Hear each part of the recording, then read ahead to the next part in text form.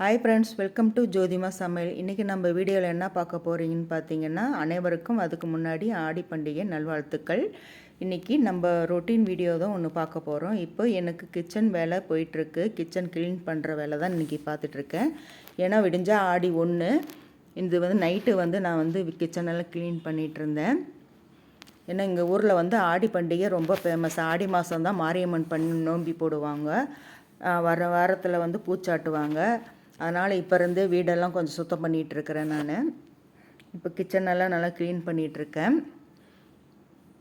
இப்போ இது பார்த்திங்கன்னா எங்கள் வீட்டில் கிச்சன் அப்பப்போ நம்ம சுத்தம் பண்ணிட்டாக்கா சாதாரண ஒரு விம் லிக்விட் போட்டு கழுவுனாலே பாருங்கள் எல்லாம் அழுக்கெல்லாம் வந்துடும். ஒவ்வொரு தடவையும் இந்த டியூப்பெல்லாம் போட்டு இந்த சோப் ஆயில் போட்டு அப்படியே நம்ம இந்த க்ளீன் பண்ணுற அந்த துணியை வச்சு நீங்கள் துடைச்சிங்கன்னா சுத்தமாக வந்துடும்.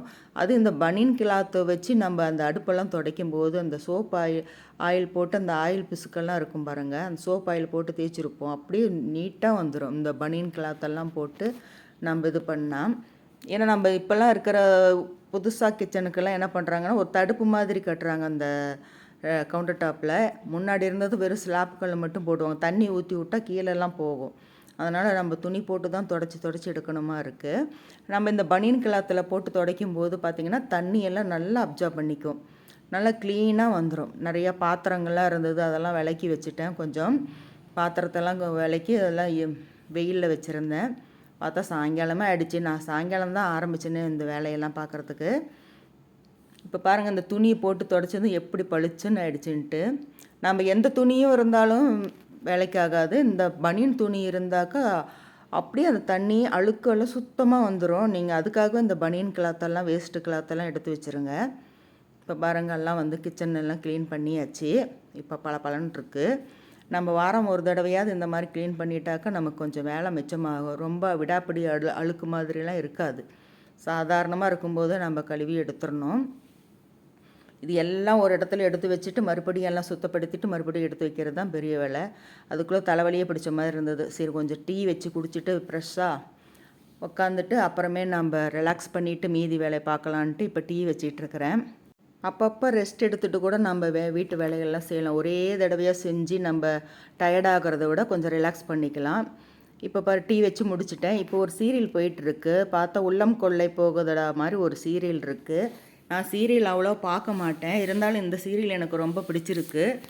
இது ஒன்று தான் இப்போ தொடர்ந்து பார்க்குறேன். அது என்ன சீரியலுன்ட்டு நீங்களே சொல்லுங்கள்.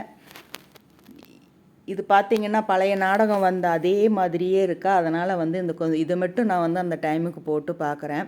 நம்ம வேலைக்கு இடையில் அப்பப்போ இந்த மாதிரி ரெஸ்ட் எடுத்துக்கிட்டு செய்யும்போது நமக்கு அவ்வளோ தெரியுறதில்ல. பக்கத்தில் இருக்கிறது பார்த்திங்கன்னா துணியெல்லாம் இப்போ ஆடி மாதம் வந்திருக்கிற துணி இப்போ பண்டிகை போட்டாங்க.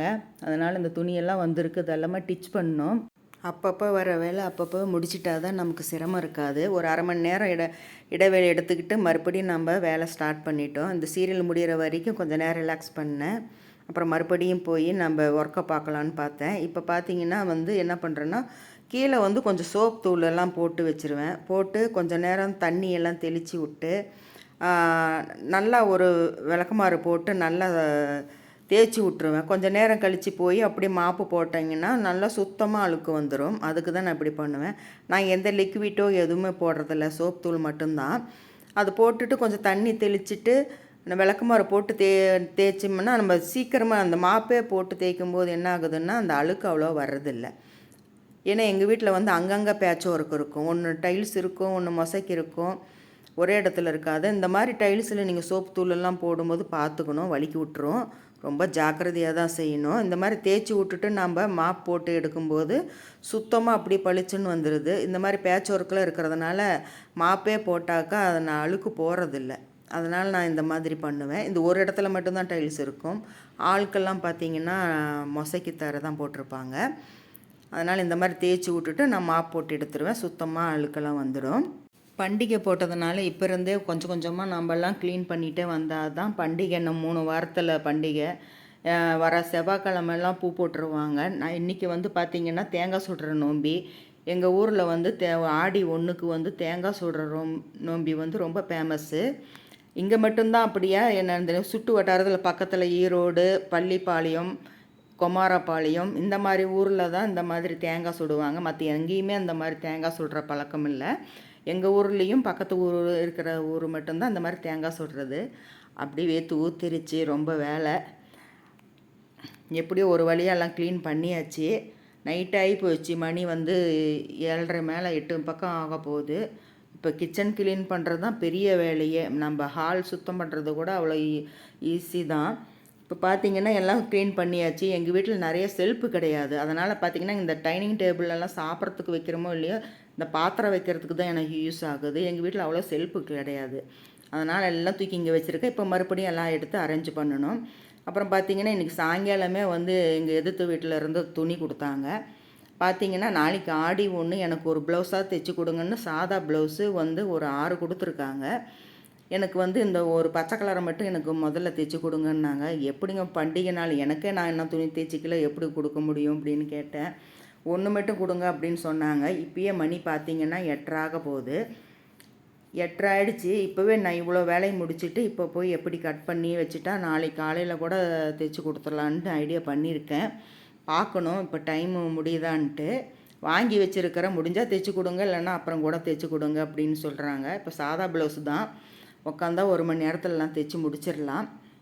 இப்படி தாங்க போச்சு என்னுடைய ரொட்டீன் வீடியோ. இந்த வீடியோ பிடிச்சிருந்துச்சுன்னா ஒரு லைக் கொடுங்க, கமெண்ட் பண்ணுங்கள், சப்ஸ்கிரைப் பண்ணுங்கள். இப்போ எங்கள் ஊரில் பண்டிகை போட்டதுனால ரொம்ப பிஸியாக இருக்கிறதுனால சரியாக வீடியோவும் போட முடியல. தொடர்ந்து நம்ம வீடியோவுக்கு சப்போர்ட் பண்ணுங்கள். பாய்.